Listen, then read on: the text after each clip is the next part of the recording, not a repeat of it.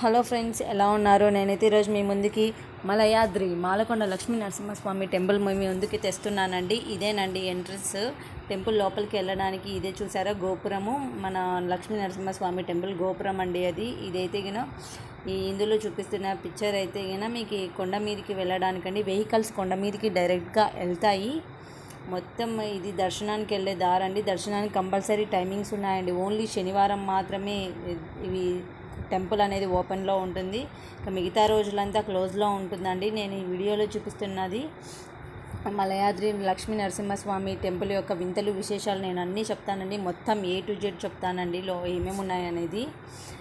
ఇక్కడ ఎస్పెషల్లీ లక్ష్మీ నరసింహస్వామికి ఒక గోవర్ధనగిరి అనేది ఒక కొండ, ఒక పర్వతం రాయిలాగా ఉంటుందండి. దాని కింద చాలామంది అక్కడ పొంగల్ చేసి స్వామికి నైవేద్యంగా ప్రసాదిస్తారు. స్వామికి నైవేద్యంగా పెడతారండి చాలామంది.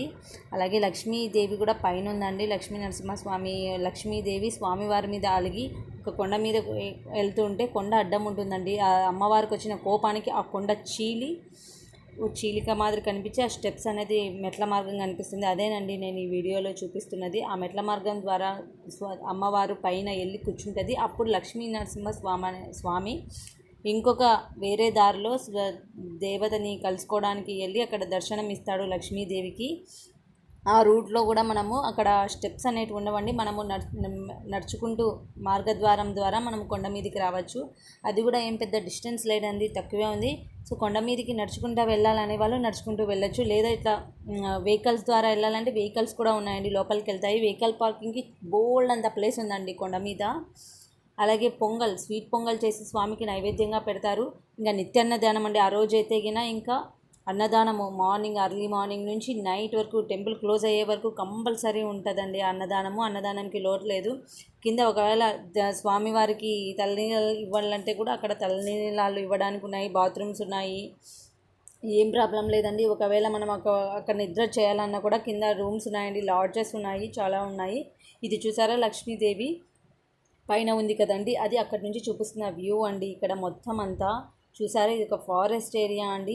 మొత్తం అగస్త్యముని తన తపస్సు చేసిన కారణంగా స్వామివారు జ్వాలా రూపంలో, విష్ణుమూర్తి జ్వాలా రూపంలో ప్రత్యక్షమయ్యి శ్రీ లక్ష్మీ నరసింహస్వామిగా ఇక్కడ వెలుకొన్నారు. ఓకేనా, ఇక్కడ లక్ష్మీ నరసింహస్వామిగా వెలుకొని స్వామి అగస్త్యమునికి ఆయన చెప్పారండి.